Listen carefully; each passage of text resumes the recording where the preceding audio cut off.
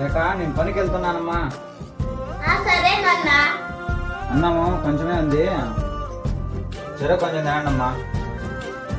ఇద్దరికి సరిపోతుంది కదా అన్నము. అన్న తింటున్నాడు, నాకు సరిపోతుంది నాన్న. మరి నీకు నాన్న? నేను బయట ఏదో ఒకటి తినేస్తాను లేనమ్మా. శేఖర ఆడుకుందాం రారా. అన్నం తింటున్నారా? నువ్వు తిన్నావా? లేదు రా, మా ఇంట్లో బియ్యం లేవని.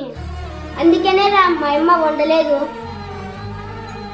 ఇంట్లో అన్నం ఉంది, నేను పెడతా కూర్చో అన్నా.